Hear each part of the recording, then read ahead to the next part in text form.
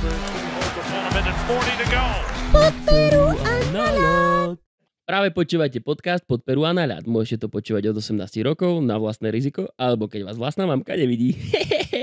Týždeň sa vám s týždňom sklobil a vítajte pri ďalšom hokejovom podcaste a treštovku Podperu a naľad. Sú tu so mnou už traja moji kamaráti, Šimón, Fero a Patrik. A dneska ideme rozobrať dačo z NHL-ky a dačo z turnaja 4 krajín, takže nás veľmi upendivo a prísne počúvajte. Let's go, let's go! Ale videlo sa mi, ako vždycky, keď chcel povedať, že s mojimi 4 kamarátmi.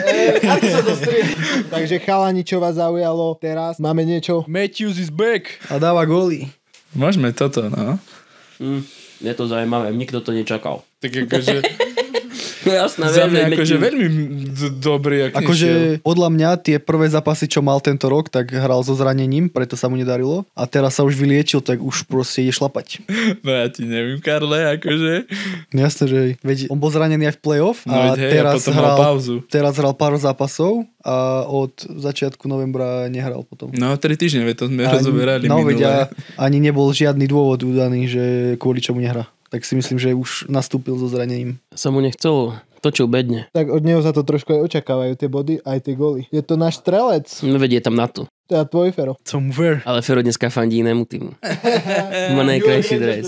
Tomu ver. Bohužiaľ, bol som donútený si ho dať, takže... Ja som úplne najviac spokojný. Ty máš čo? Ja mám Rangers čiapku a New York.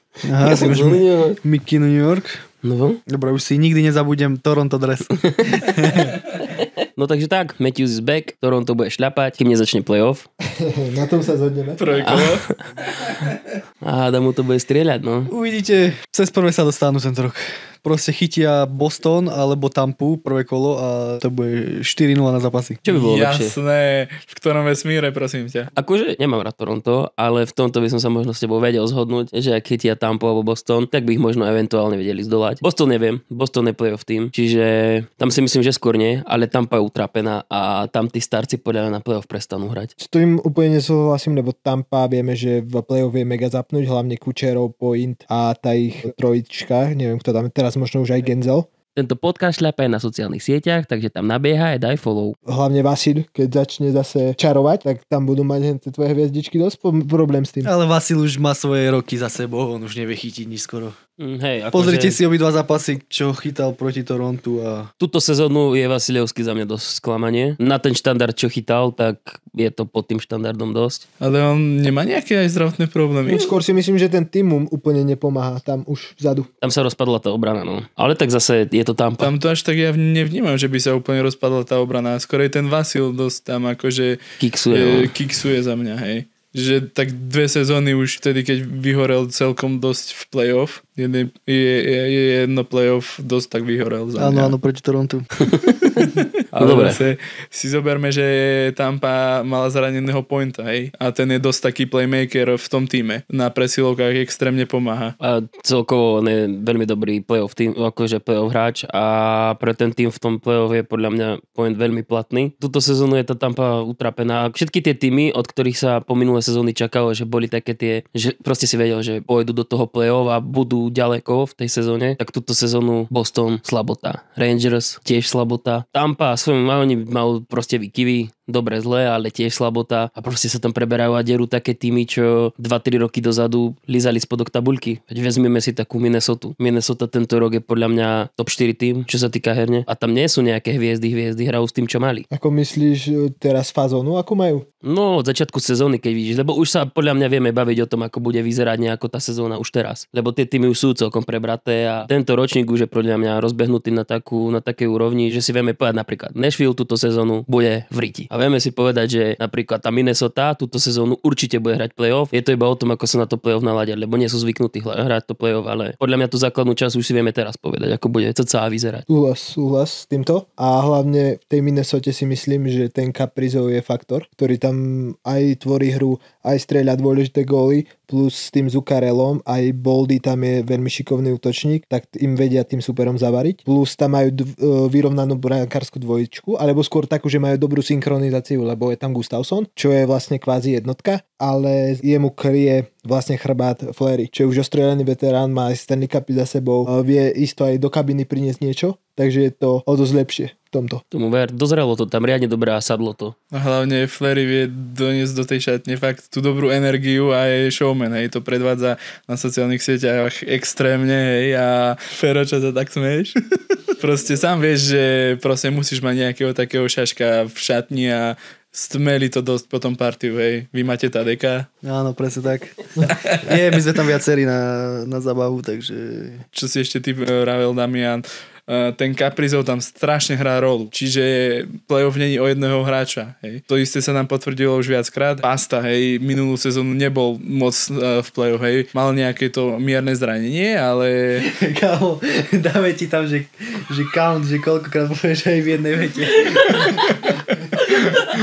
Každopádne, aby som nadviazal na Patrika, tak má pravdu v tom, že ten tým nemá úplnú hĺbku. Že tam je pár tých hviezdičiek, ale tá hĺbka tam není. Sú tam udržbári. Podľa mňa do toho playoff tam potrebuješ hráčov, už ako sme sa bavili, aj trošku, ktorí budú iným brnkať na nervy, zapnú ten mood playoff, že budú hrať tvrdšie. No, podľa mňa Minnesota, aj keď má dobrý začiatok, tak dopadne to takisto ako minulý rok v Vancouver. Že všetci mali od nich potom veľké očakávania do playoff a proste zhoreli v tom playoff. Veď videli sme, hej, 11 striel mali v playoff Vancouver proti Edmontonu alebo proti Nashvilleu a to nie je šanca, aby si rozmýšľal vôbec nad Stanley Cupom, keď máš 11 striel za zápas. Podľa mňa väčšina tímov túto sezónu v NHL má s týmto problém, že nemá hĺbku tímu. Lebo povedzme si na rovinu, kto má hĺbku tímu v NHL teraz momentálne? Jedine Florida, mňa nenapadá žiaden iný tím. Philadelphia.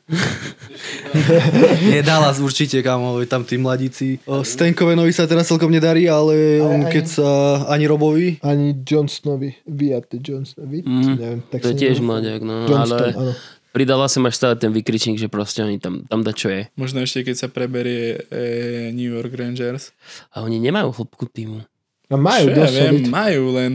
Majú dosť taký na piču akože začiatok. Veľmi, no to je akože možno za posledné 4 roky Rangers hrajú najhorší hokej túto sezónu. Ja pláčem, keď to pozerám. Veď oni skoro proste prehrali s tým Montrealom. Oni hrali doma, prehrali neviem či 5 zápasov po sebe, hrali s Montrealom doma a tam reálne keby Kirby Dach na konci nespravil ten foul 2+2, tak oni by prehrali. Oni v tej tretej nehrali nič, to bolo ako tam sa iba, že idú 2-1, Fox si povedal, že sere na to a keby nemali Kvika v bráne, tak proste oni by prehrali. To, keď s Montrealom sa trápíš, tým, ktorý reálne už 4. rok premýšľa nad Stanley Cupom a ide sa trápiť s Montrealom, ktorý je vážne jeden z najslabších tímov, ak nie najslabší momentálne, tak to potom dačo o tom týme svedčí. Rusáci tam priniesli možno trošku bieleho prášku. No, akože ako vyzerá to tak.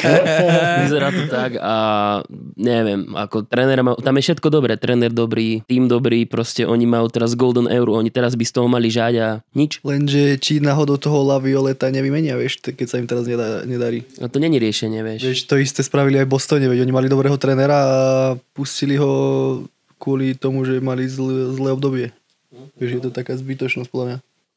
A teraz by som sa chcel aj ja dostať vlastne k tomu, tej výmene toho, alebo teda výmene toho, že poslali Montgomeryho preč a podpísal ho St. Louis, lebo som tomu ťa úplne nepochopil, keďže tam boli aj horšie týmy, ktoré kľudne mohli toho trénera vymeniť a Boston furt hral ten stred, že OK, 2 zápasy prehral, 2 vyhral, 1 vyhral, 1 prehral, že boli v tom strede.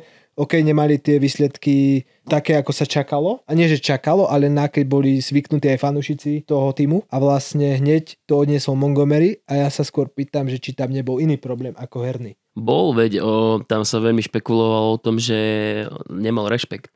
Jeho nepočúvali hráči. Marchand si robil, čo chcel. Tak ale Marchand. No veď. Pojebaná krísa. A že vraj s Pastom sa nepohodol. Že tam proste, keď ti 2 najväčšie hviezdy protestujú. Ale zase Pasta mal s ním problém aj minulú sezónu, ale on aj sám potom povedal, že on by si povedal to isté, keby bol ten tréner, vieš. Ale ono to už asi vyzeralo do takého všetkého, že proste nešlo im to. Plus on je dosť podľa mňa ťažká povaha, on je taká tá stará škola trénerská ako Tortorella a musia padať hlavy, proste je to biznis, keď nejde taký tým z Original Six, tak proste čo sú Chicago, aby sa na to vysrali? No však chcú mať jednotku draftu, nie?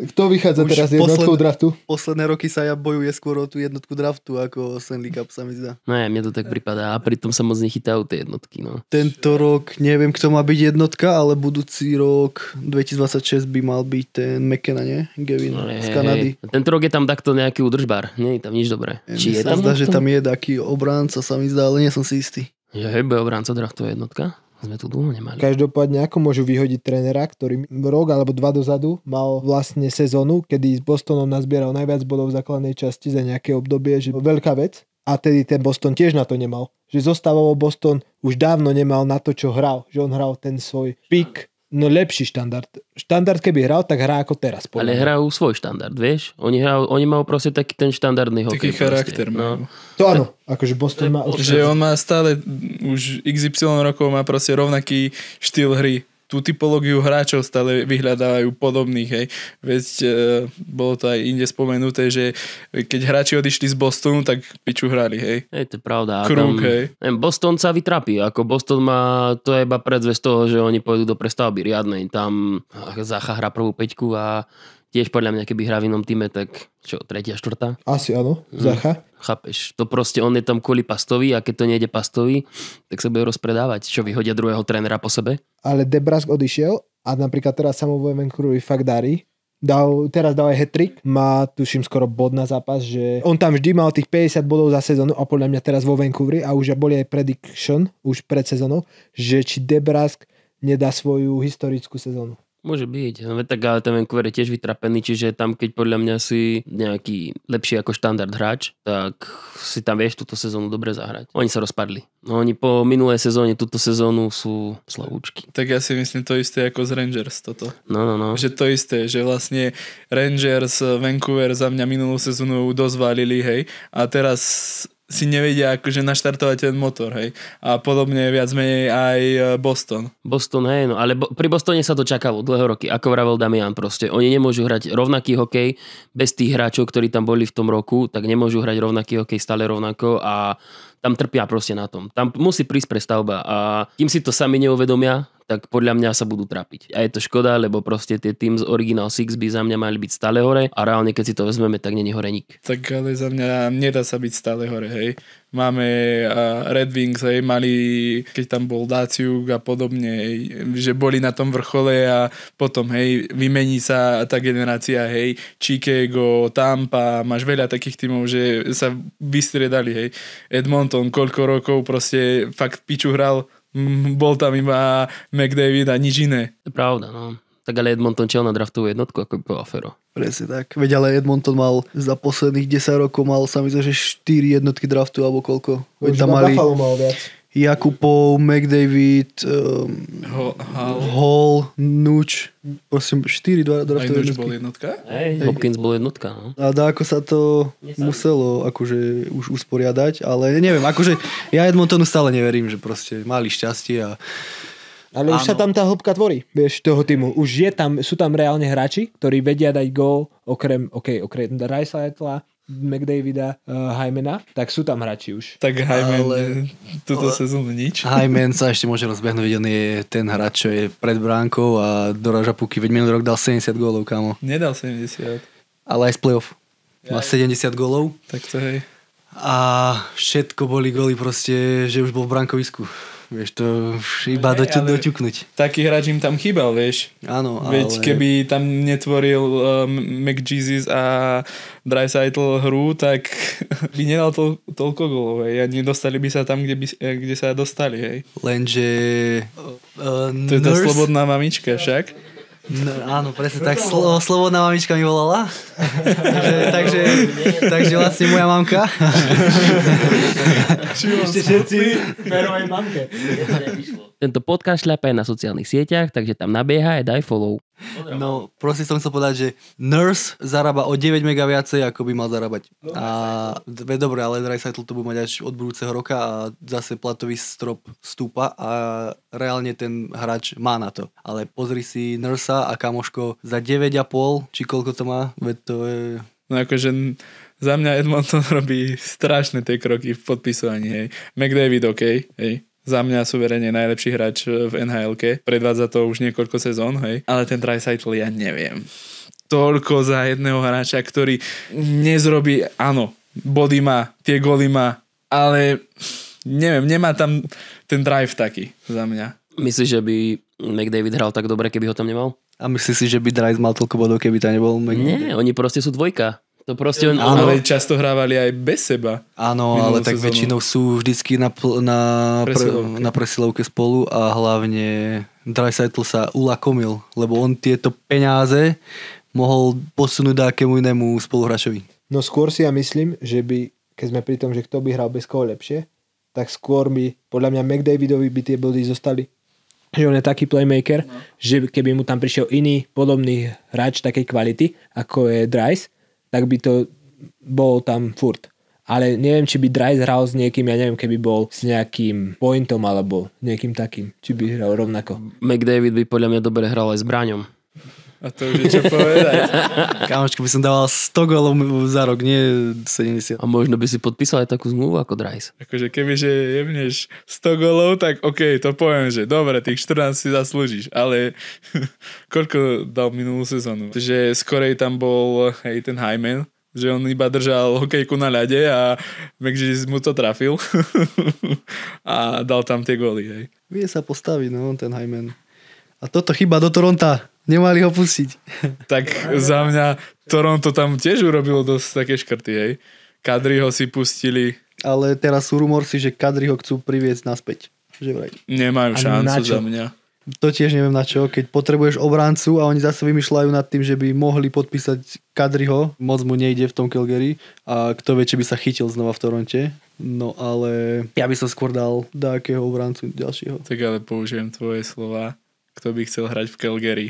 No, presne tak. To je pravda. To je riť sveta proste, hej. Akože tie výsledky celkom majú, že držia sa tak v strede tabuľky, ale za mňa ten charakter tam nemá, hej. Oni musia hrať, lebo nemajú čo robiť, tak iba hrajú hokej, vieš. Tam není čo iné robiť. Na Floride by to bolo horšie, vieš. Akože s kým na Floride? S Kačukom na golfovom autičku, keby chodíš.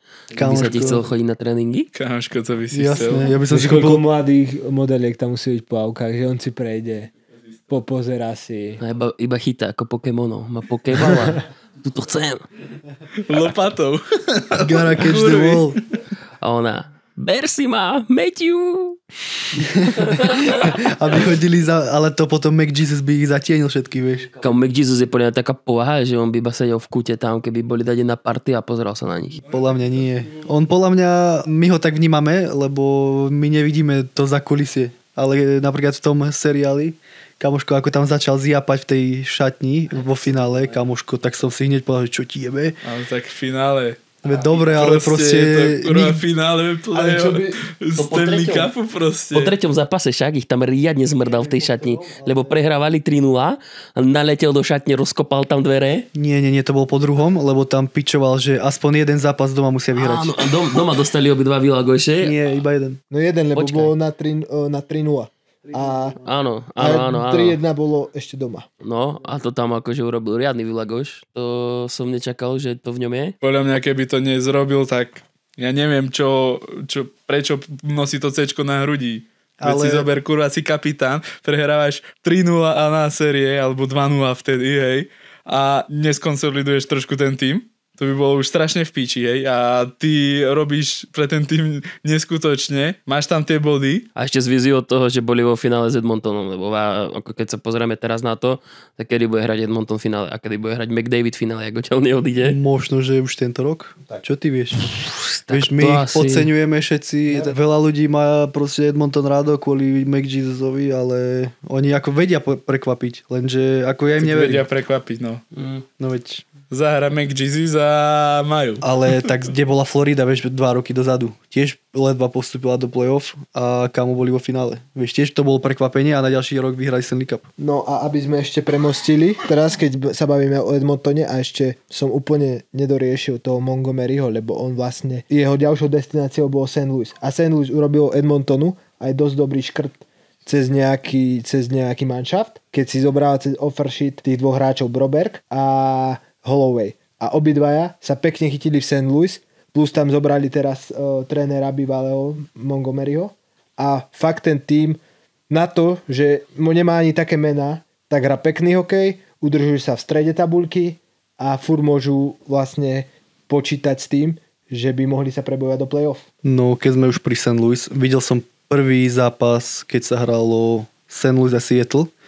A Seattle, kamoško, on do nich vletel, že oni idú vyhrať 5-0 alebo 10-0 a hrali tak fakt, že celý zápas, ten Seattle, a nechápem ako, ale St. Louis to ako dokázalo otočiť a vyhrať.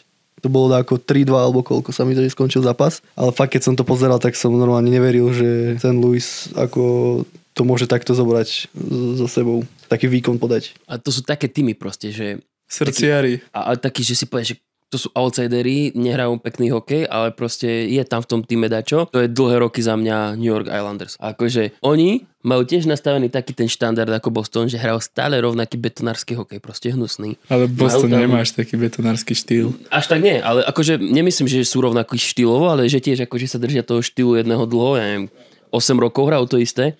Majú v bráne proste tú istotu toho Sorokina, to je vážne dobrý brankár. A tiež s tým týmom moc nerobia, sú tam tí rovnakí hráči, ktorí si tam vychovávajú a vedia kurník potrapiť každú sezónu aj tých favoritov, že oni proste, povieš si, že New York Islanders, že sračka, a pritom majú tie týmy s nimi problém. Oni vedia na všetkých zahrať, lebo majú rovnaký ten štýl, hej, betonujú, ujde tam Barazal, skúsi dať gól, dá, nedá. Už hrá Barzal, či je sa zranený? No my keď sme boli na New York Islanders a proti New Jersey Devils, tak v prvom rade tam Barzal vtedy nehral, ale skončilo to po predĺžení, prehralo New York Islanders. Tam to zachránil aj ten jeden bod, si myslím, Sorokin, lebo ten, čo tam predvádzal, ja som si stavil vtedy na ten zápas, pičoval som jak divý, keď to tam chytal ten Rusák. Fakt som mal nervy na ňo, by som musel asi priebať, ale... Bielý prášok. Nie, to nebol bielý prášok. Je to Rusák.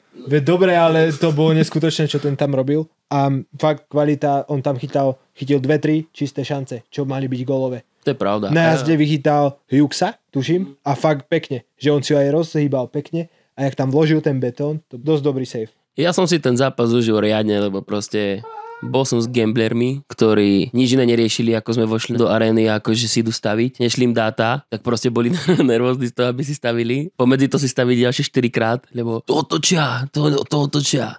Kamarát, prehrali tam peniazy viac, jak v kasíne na Miami a Jersey vyhral ešte po predĺžení a ešte k tomu, mne tam bolo na hovno proste, lebo americká strava, jak pojete do Ameriky, nejedzte fast foody. KFCčko, čo so mnou porobilo, ja som už myslel, že mi odbilo, akože normálne som videl už nebeské zvony. Tak ja som tam vôbec naladu, ale toto mi úplne spravil náladu, jak tam Damian proste podľa pindal. mňa nebeský hajzel.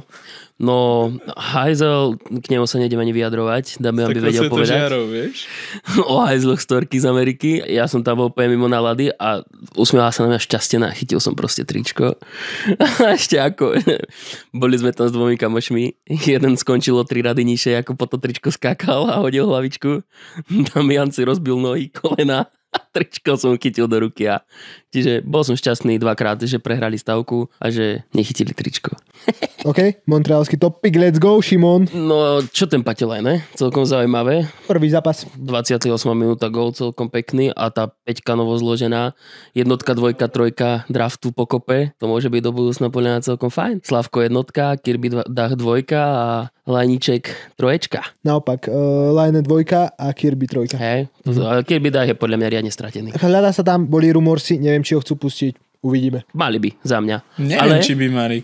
Ako má zmluvu? On on není drahý hráč. Nemá, a zase je to prospekt. Hej, on má také nešťastie, veď on hrával za Chicago tam na juniorskom šampionáte, neviem, či nie, mu nezlomili tak hnusne ruku, fuj. Normálne ma až napínalo, keď som to videl, ako mu to zlomili, fuj, to akože riadne, to zapestie mu tam. A odvtedy za mňa išiel dolu vodou, hej. Mal zapestie ako Harry Potter? S cukríkou. No ale aby sme ukončili tento topik, myslím si, že Laine už je obľúbený v Habs. Lebo... Tak ale Habs. Momentálne viac ako Slav. No ale proste tam sa merá to, či si obľúbený alebo nie, keď ti zložia pesničku a včera som počul toto.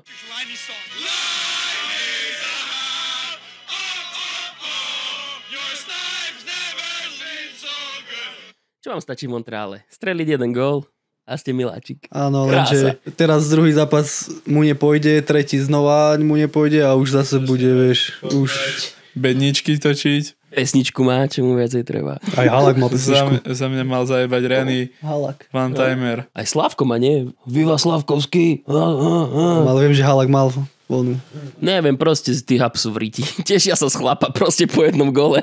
Ale zase, oni dosť majú mladý manšaft, hej, ako New Jersey, hej. Myslím si, že oni majú ešte viacej.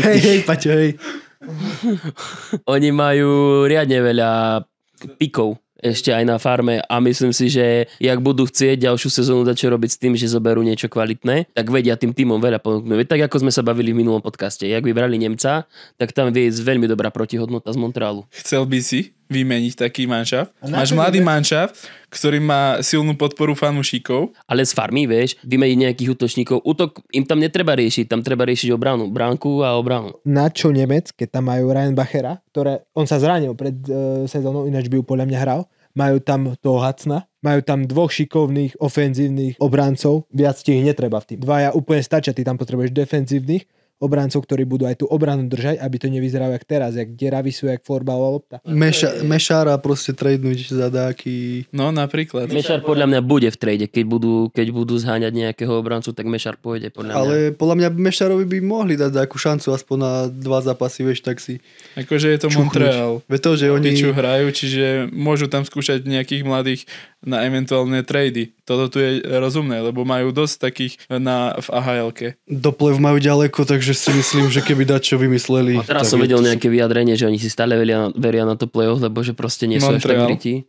Lebo čo si som videl, že... si ich tú hru. Že, no, veď práve. Ale že tam vedie začiatok sezóny, tak neviem, 4 body stracel na Islanders. Dám ti otázku. Keby namiesto toho Laineho tam bol Ovečkin, myslíš, že by to spracovával tú prihrávku? Na vrchole kruhov, krásna prihrávka, pomalička, Ovečkin by to tam kurva strelil a by tam urobil dieru. Ale tak zase na druhú stranu, veď hra po tom zranení a ešte si dal to liečenie také, ako dal, nešiel na operáciu, riečili to nejakými bylinkami. Veď o to ide. Takže on je podľa mňa zosratý. On, vieš, ale zosratý hráč proste v NHL-ke nemá čo robiť. A je ich veľa túto sezónu. Jack Hughes bol zosratý mesiac, kým začal hrať reálne. Ale Jack je mladší oproti Paťovi. No veď práve preto, chápeš, a tiež je zosratý. Paťo hrá už za mňa piču, odkedy ho vytradovali z Winnipegu. Ešte vo Winnipege hral 2 sezóny na piču. Ale to je presne to, že on podľa mňa ako keby už má v hlave takú tú kontrolku, že ak sa znova zraní, tak skončil len NHL. Nemôžeš mať takúto kontrolku podľa mňa. No to nemôžeš. To je veľký mínus v tomto. A proste ty, keď chceš hrať tú NHL-ku, ty musíš naplno do každého súboja. Ty nemôžeš vynechať súboje. O to tam ide. To je najtvrdšia liga hokejová, aká sa hrá. Je tam najviac osobných súbojov, najviac šarvátok. Tam sa fakt na toto nehrá. Že teraz sa im šetriť, lebo som zranený, alebo že mal som zranenie a bojím sa. A to sa nedá teraz povedať, že tak bude hrať, vieš. Hral prvý zápas po tom zranení, dobre dal gól, má nejaké sebavedomie, mu narastlo, zistil, že vie hrať ten hokej stále a teraz je to iba o tom, ako sa k tomu postaví. Vieš. Vie hrať. Ja som si všimol akože tie highlighty a tam raz zakuril záku, že skoro dostali gól, lebo to má ležerný štýl. A tento tu ležerný štýl mohol hrať, ja neviem, pred 8 rokmi, hej. Že príde do útočného pásma, tam mu to Scheifele načapoval a on vystrelil. Do vlastnej brány. Napríklad, ako na začiatku kariéry, no. Akože on je riadny otáznik, ale tak už keď ho draftovali a brali, tak bolo to s tým, že bude riadny otáznik a môže byť radi, že hrá za mňa túto sezónu, lebo tam v tej príprave s tým Torontom to vyzeralo veľmi zle. To ja som myslel, že dohral na celú sezónu. Za mňa od začiatku kariéry proste nebol taký, že si vybojuje puky, bol taký, že dajte mi puk, ja to strelím, hej. A preto má tam Slavkovského teraz, lebo ten jak drak, ten ide po tých pukoch stále. To, ako nech si hovorí, kto chce, čo chce, že má zlú sezónu, ale ten chlap tam jediný bojuje. On proste chodí do tých súbojov, dre to tam a podľa mňa dobre aj rozhadzuje tie puky, len oni proste, no má zlý tým, no. A s tým treba rátať proste. Keď si draftová jednotka, tak ideš do takého týmu proste, no. Dobre, ale vedel by niekde inde zahrať? To je otázka. Že nemáš na trhu nejakého lepšieho takého? Tak ako je to on má proste... teraz veľkú zmluvu podpísal. Ale je to strelec pomerne stále. na to, že aké má body a aký má štýl hry. 8 mega? No, ak sa tu ideme baviť o peniazoch, Jeff Skinner, keď bol Buffalo, mal 9 mega a za rok dal tak 10 gólov maximálne, vieš. Jednu sezónu mal dobrú, ešte keď tam bol a potom podpísal. Potom podpísal a piču hral. Ale plat išiel, vieš. Veď Slavo mal minulý rok 50 bodov, nikto mu neveril a dal to a túto sezónu reálne on je playmaker. On aj keď nemá tie body, tak tie puky idú od neho. Že on to tam rozhodzuje, vybojuje a potom, že už nechytí tú sekundárnu asistku alebo primárnu, tak to je proste, má veľa proste aj minusiek v tej tabuľke pravdy, ale to je proste kvôli tomu, že dostáva ten ice time proste. Je tam, hrá a on proste bojuje o tie puky a vidí to aj ten tréner, čo za mňa Martin St. Louis to má asi najviac nahnuté v NHL, keďže pôjde do faka odtiaľ, lebo proste čo tam spraví s tým týmom? Neurobi nič, tam by museli zriaden trade. Ale zase sme pri tom, že stáva strašne mladý tím. Stáva, ale tiež stáva o koľko strašne rokov. by som chcel vidieť že priemerný vek toho týmu. Že proste nemáš tam v žiadnom inom týme pomaly taký mladý tím.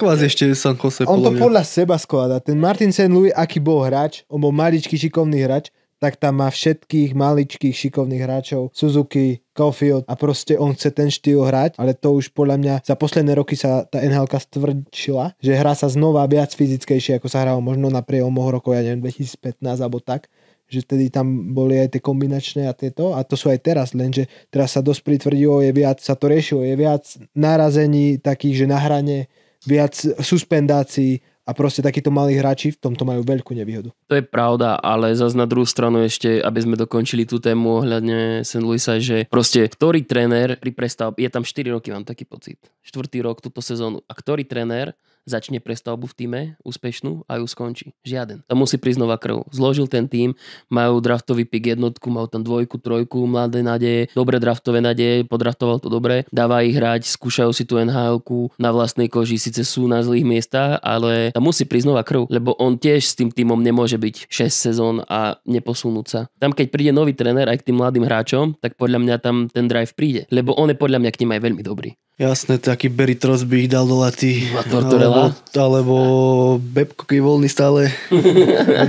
Babcock je odpad podľa mňa. A už mal aj tie kauzy. Ale k tomu sa nechcem vraciať, bolo to, teraz to už nie je aktuálne, zatiaľ nemá žiadnu prácu teraz v NHL-ke. Ja osobne dúfam, že to aj tak zostane, lebo podľa mňa už takí tréneri ako Babcock nepatria na ľad.